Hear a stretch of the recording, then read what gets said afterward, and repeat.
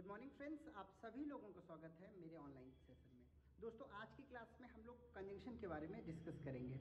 Conjunction आप लोग जानते हैं, ये दो सेंटेंस को कनेक्ट करने का काम करता है, ठीक है। जैसे बट है, बिकॉज है, एज सुन एज है, नो सूनर है, इफ़ है, अनलेस है, बहुत सारे कंजंक्शन हम लोग पढ़ते हैं। आज हमने कुछ कंजंक्शन के क्वेश्चन अपने सेशन में सम्मिलित किए हैं, वो एक एक करके हम लोग सॉल्व करेंगे। देखिए दोस्तों, जो आपके अभी हालिया एग्जाम है, उन सभी एग्जाम में एक तो हम लोग ग्रामर को कवर करते चलेंगे एक तरफ, दूसरी तरफ हम कुछ क्वेश्चंस को भी लगातार सॉल्व करते रहेंगे, ठीक है। तो चलिए शुरू करते हैं।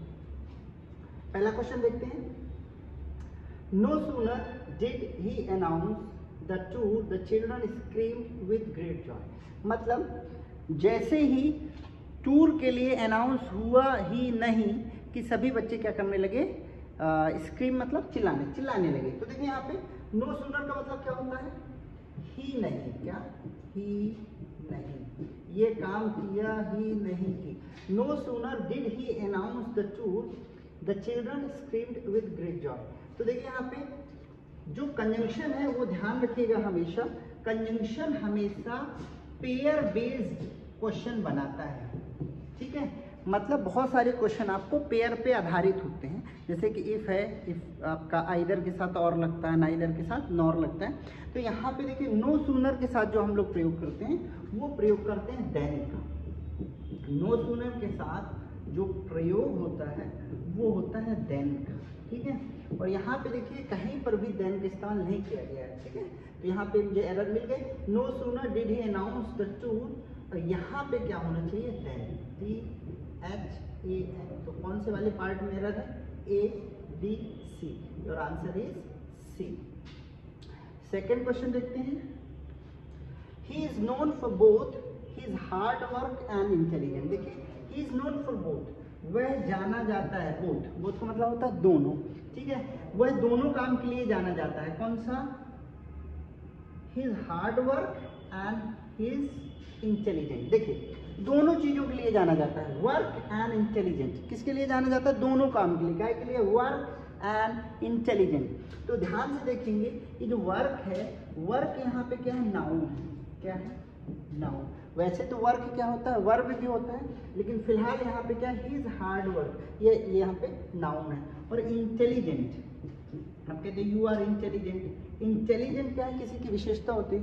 इंटेलिजेंट यहाँ पे क्या है, एडजेक्टिव। तो देखिए एंड से आपको ध्यान रखना है, एंड से जब भी आप कनेक्ट करते हो तो या तो आप दोनों नाउन और नाउन का प्रयोग करेंगे, या दोनों क्या होंगे, एडजेक्टिव। ऐसा नहीं कि एक नाउन है और दूसरा एडजेक्टिव, ठीक है। तो वो किसके लिए जाना जाता है, both his hard work and उसकी काहे के लिए, इंटेलिजेंसी के लिए। किस लिए, इंटेलिजेंसी। तो आपको ध्यान रखना है, यहाँ पे इंटेलिजेंसी आपका क्या है, नाउन है। तो आपको ध्यान रखना है, ये भी नाउन और ये भी आपका क्या हुआ, नाउन के जैसे प्रयोग होना चाहिए, ठीक है। अगले क्वेश्चन की तरफ जाते हैं, क्वेश्चन नंबर 3। तो आप लोग पहले सॉल्व कर लेंगे, मैं वेट नहीं करता हूँ, आप इसको पॉज करके स्क्रीन को सॉल्व करते चलेंगे। The future is yet to come but you have a right to shape it. देखिए यहाँ पे थोड़ा प्रिंटिंग ये मिस्टेक है, ये ए नहीं यहाँ पे। अब क्वेश्चन आप पढ़िए, ठीक है। The future is yet to come but you have a right to shape it. मतलब भविष्य आपके सामने है, किंतु आपको इसको बनाने का, संवारने का, शेप करने का अधिकार है, राइट है। तो देखिए हमेशा आपको ध्यान रखना है, जो बट का हम प्रयोग करते हैं, बट का प्रयोग कब करते हैं, बट मतलब किंतु। बट का प्रयोग कब करते हैं, जब पहला सेंटेंस और दूसरा सेंटेंस एक दूसरे का क्या करे, विरोध करे, कॉन्ट्रास्ट करे, ठीक है। तब हम क्या करते हैं, बट का प्रयोग करते हैं। एंड का प्रयोग कब करते हैं, जब हम एक ही वे में एक सेंटेंस दूसरे सेंटेंस को फॉलो करें, है ना। तो फॉलो करते समय हम किसका प्रयोग करते हैं, एंड का। जब पहला सेंटेंस दूसरे सेंटेंस को क्या कर रहा है, फॉलो कर रहा है, तो हम एंड का प्रयोग करते हैं। और बट का प्रयोग हम करते हैं जब एक सेंटेंस दूसरे सेंटेंस को क्या करे, विरोध करे, कॉन्ट्रास्ट करे, वहां पे हम बट का प्रयोग करते हैं। कहते हैं फ्यूचर आपके सामने है और आपको इसको संवारना है। फ्यूचर आपके सामने है किंतु आप इसको संवारना है, ये बिल्कुल गलत बात है कि फ्यूचर आपके सामने है और इसको आपको संवारना है, किंतु नहीं, क्योंकि क्या है, उसी वे में काम होगा, ठीक है। तो आपका आंसर जो है वो है बट की जगह एंड। तो ए बी आपका एरर किस पार्ट में, सी पार्ट में। और आंसर इज सी।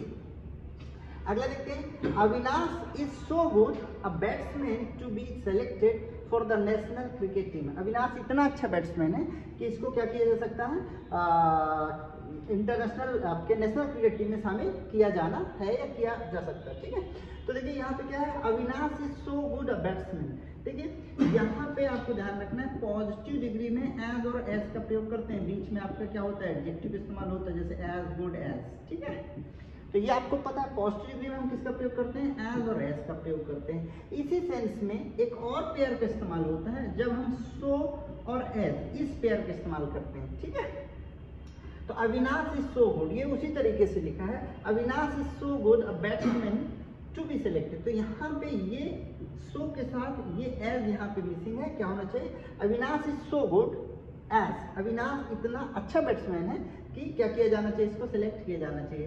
तो यहाँ पे क्या आना चाहिए, सो के साथ जो पेयर इस्तेमाल होगा, सो गुड एज, इसको अभी आप अलग करके देखें। ठीक है, तो आपको ध्यान रखना, सो गुड एज, बीच में डाला अ बैट्समैन। ठीक है, तो आपका जो एरर है वो किस पार्ट में है, ए बी पार्ट में आपका एरर है। ठीक है, चलते हैं अगले क्वेश्चन की तरफ, क्वेश्चन नंबर 5। तो इसको आप स्क्रीन रोक करके सॉल्व कर लीजिए। क्या है, you can not withdraw all your money unless you don't give a prior notice. आप बिना नोटिस के पूरा पैसा विड्रॉ नहीं कर सकते। देखिए, यू कैन नॉट विड्रॉ, इसमें तो कोई दिक्कत नहीं, बिल्कुल सही है। ऑल योर मनी, इस पार्ट में भी कोई दिक्कत नहीं, आप पूरा पैसा विड्रॉ कर सकते हैं। अनलेस यू डोंट गिव, तो देखिए अनलेस का जो सेंस होता है, अनलेस का मतलब होता है यदि नहीं, और इसको कह सकते हैं इफ प्लस नॉट। ठीक है, इफ प्लस नॉट बराबर अनलेस। तो अनलेस में ऑलरेडी क्या होता है, एक नॉट जो है ऑलरेडी उसके अंदर रहता है, इसका मतलब है अनलेस ऑलरेडी क्या है, एक निगेटिव वर्ड है। और जब भी आपके सेंटेंस में अनलेस आ जाएगा, पूरा सेंटेंस निगेटिव हो गया, एक अतिरिक्त नॉट की आवश्यकता वहाँ पे नहीं होगी। ठीक है, तो यहाँ पे अनलेस के साथ हम कभी भी निगेटिव वर्ड का इस्तेमाल नहीं करते। तो क्या होगा, unless you give a prior notice. तो किस पार्ट में एरर है, ए बी सी, कौन से पार्ट में एरर है आपका, सी। चलते हैं अगले क्वेश्चन की तरफ, question number 6। Money not only satisfies the basic psychological needs but also the higher order psychological needs. देखिए, पैसा न केवल क्या करता है, सेटिस्फाई करता है किसको, बेसिक नीड को, बल्कि हायर नीड को। देखिए बट ऑल्सो यहाँ पे प्रयोग हुआ है, तो देखिए आपको ध्यान रखना है, but only, not only but also में इसमें ध्यान रखना है कि जब भी नॉट ओनली के बाद आपको यदि वर्ब मिलता है, इसका मतलब है बट ऑल्सो के बाद भी आपको क्या मिलेगा, वर्ब मिलेगा। ठीक है, यदि आपको क्या करता है, केवल एक ही वर्ब देता है, ठीक है, और दो एडजेक्टिव देता है, तो आप ये समझिए कि जो वर्ब है वो दोनों ही एडजेक्टिव के लिए आपको दिया जाता है। कहने का सेंस क्या है, ये जो सेटिस्फाई है वो किसके लिए, किसको सेटिस्फाई करता है, बेसिक नीड को भी सेटिस्फाई करता है और हायर नीड को भी सेटिस्फाई करता है। इसका मतलब है ये सेटिस्फाई कहाँ आना चाहिए, नॉट ओनली के पहले आना चाहिए। Money not only satisfies the basic psychological needs but also the higher order psychological needs. इसके लिए देखिए मैं आपको, चूंकि एक इंपॉर्टेंट कॉन्सेप्ट है, इसको मैं आपको थोड़ा अलग से बता देता हूँ। देखिए कहने का आपका जो है सेंस क्या है, जब भी यहाँ पे देखिए मैं ले लेता हूँ करंट स्लाइड में,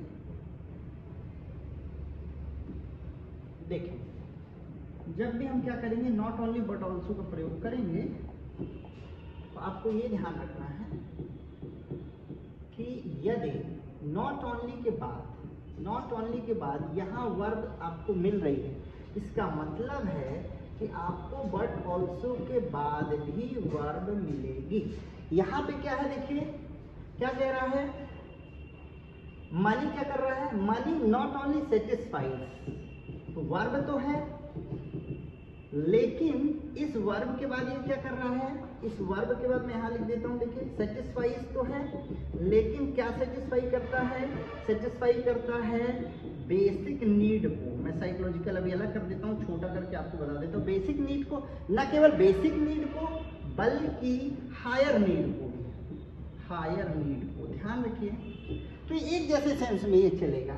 अब इसका मतलब है कि ये दोनों बातें एक जैसी हैं, बेसिक नीड हायर नीड। तो ये जो सेटिस्फाई है वो इसके लिए भी प्रयोग हुआ है, इसके लिए भी, ठीक है। इसलिए ये जो वर्ब है वो कहाँ पे आपके नॉट ओनली के पहले इस्तेमाल हुआ, ठीक है। तो आपको ध्यान रखना है कि नॉट ओनली के बाद वर्ब तभी आएगी जब दोनों तरफ वर्ब होगा। और मान लीजिए यहाँ यदि आपको डायरेक्ट एडजेक्टिव मिलता है तो आपको बट ऑल्सो के बाद भी क्या मिलेगा, एडजेक्टिव मिलेगा। और यदि यहाँ वर्ब है इसका मतलब है यहाँ नहीं आएगी, कहाँ आएगी, यहाँ पे आएगी, ठीक है दोस्तों। तो चलते हैं उसी स्लाइड में जहाँ पर हम लोग थे अभी। कौन सी वाली स्लाइड में थे, चलिए मैं फ्रॉम बिगिनिंग से ले लेता हूँ ये, ठीक। ये आपका नॉट ओनली है, फिर मैं ले लेता हूँ इसको राइट फ्रॉम बिगिनिंग। ये आपका क्वेश्चन है, ठीक है। ये आपने ध्यान से समझा होगा तो ये बात समझ में आएगी। देखिए ये जो वर्ब है वो कहाँ आएगी, नॉट ओनली के पहले। अब ये क्या है, मनी सेटिस्फाई, मनी सेटिस्फाई करता है न केवल किसको, बेसिक नीड को, बल्कि हायर साइकोलॉजिकल नीड को भी करता है, ठीक है। तो गलत क्या था, जो सेटिस्फाई बाद में आया है वो पहले आना चाहिए, मनी सेटिस्फाई, ठीक है। आगे इसके और क्वेश्चन है, तो यदि आपको कुछ कंफ्यूजन होगी तो उससे और क्लियर हो जाएगा। चलते हैं अगले क्वेश्चन की तरफ, क्वेश्चन नंबर 7 देखते हैं क्या कहता है question number 7। The driver was thrown out of the car. Unfortunately, he was not hurt seriously. Driver को कार से फेंक दिया गया और लकीली भाग्य से वह बच गया। तो देखिए the driver was thrown out, इसमें कोई दिक्कत नहीं है, ड्राइवर को बाहर फेंक दिया गया off the car. And fortunately भाग्य से क्या हो गया, he was not hurt, luckily भाग्यवश वो बच गया। तो ध्यान दीजिए कि उसको जब फेंका गया तो जो पर्पस था वो कैसा था, पर्पस क्या उसी वे में है, नहीं, उसको जब उसको जो फेंक दिया गया है ना, और वो बच गया, ऐसा नहीं, उसको फेंक दिया गया किंतु वह बच गया। दोनों काम क्या हो रहे हैं, कॉन्ट्रास्ट हो रहे हैं। इसलिए यहाँ पे क्या होगा, एंड का प्रयोग नहीं होना चाहिए, ठीक है ना, ऑफ द कार। एंड ये गड़बड़ है, एंड की जगह क्या होना चाहिए, बट उसको कार से फेंक दिया गया किंतु वह बच गया, ठीक है। तो यहाँ पे क्या प्रयोग होगा, बच। अगला क्वेश्चन देखते हैं।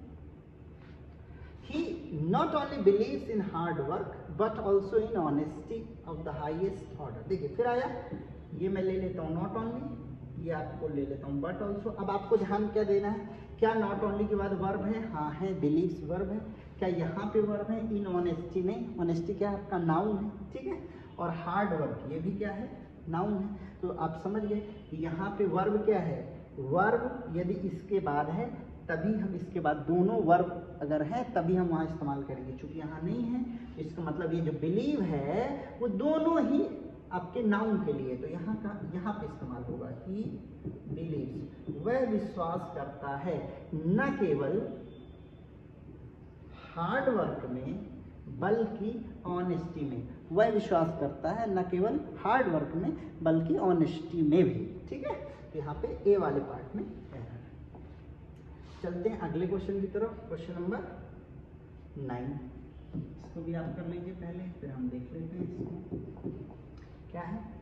It was very unfortunate that he had failed in history also beside the other more difficult subject। देखिए it was very unfortunate, ये बहुत दुर्भाग्यपूर्ण है, इसमें कोई दिक्कत नहीं है। That he had failed in history, कि वो क्या हो गया है, हिस्ट्री में फेल हो गया है।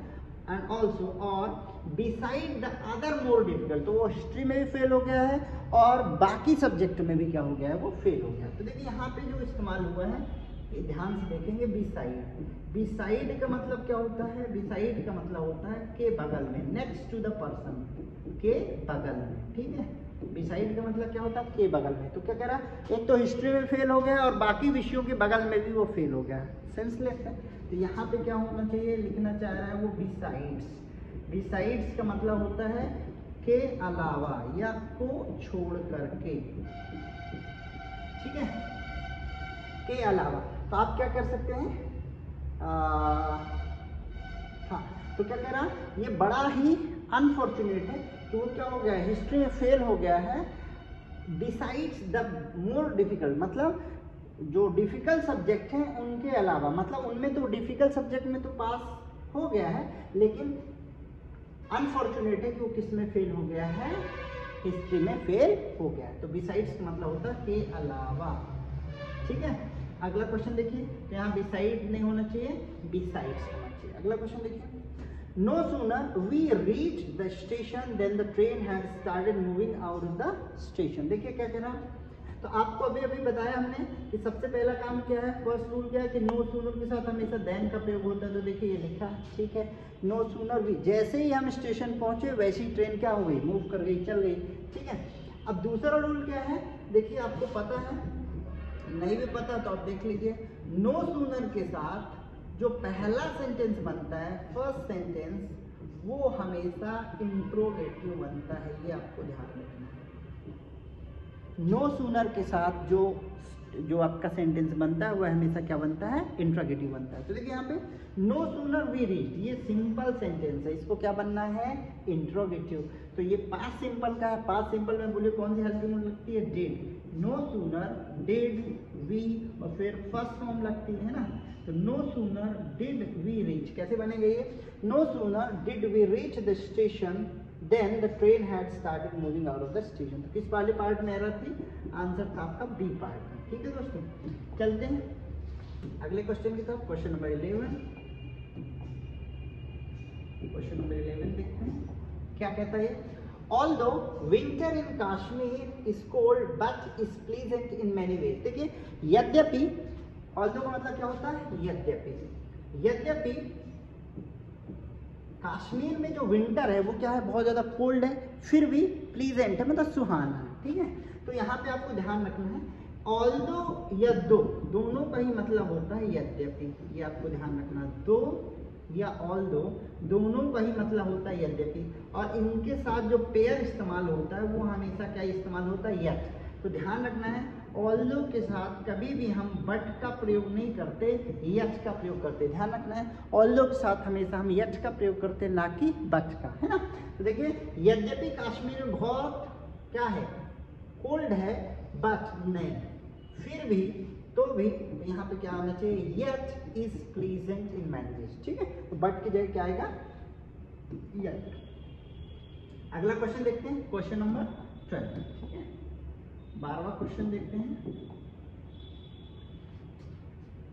बोथ द स्ट्रक्चर और the chemical composition are complex. क्या कह रहा है, बोथ द स्ट्रक्चर, बोथ मतलब होता है दोनों, बोथ मतलब क्या होता है, दोनों, बोथ मीन्स दोनों, कह रहा दोनों स्ट्रक्चर और कंपोजिशन दोनों ही क्या है, कॉम्प्लेक्स। कह रहा दोनों स्ट्रक्चर भी कॉम्प्लेक्स है और कंपोजिशन भी कॉम्प्लेक्स। ठीक है, लेकिन यहाँ पे देखिए बीच में क्या इस्तेमाल हुआ, और स्ट्रक्चर और केमिकल, और का मतलब क्या होता है, अथवा, और का मतलब बोलिए क्या होता है, अथवा। अथवा का मतलब क्या, ये या ये, बात समझ में आई। तो या तो स्ट्रक्चर कॉम्प्लेक्स है या कंपोजिशन, इसका मतलब या तो ये होगा या तो ये, केवल कौन होगा, दो में से कोई एक। लेकिन आपने शुरुआत में कह दिया दोनों, तो आपको ध्यान रखना है कभी भी बोथ के साथ हम और का प्रयोग नहीं करते, बोथ के साथ हम हमेशा एंड का प्रयोग करते हैं। तो बोलिए क्या होना चाहिए, both the structure and composition are complex. ठीक है, तो किस पार्ट में एरर है, एरर है सेकंड पार्ट में। चलते हैं अगले क्वेश्चन की तरफ, क्वेश्चन नंबर 13 देखते हैं इसको क्या कहता है।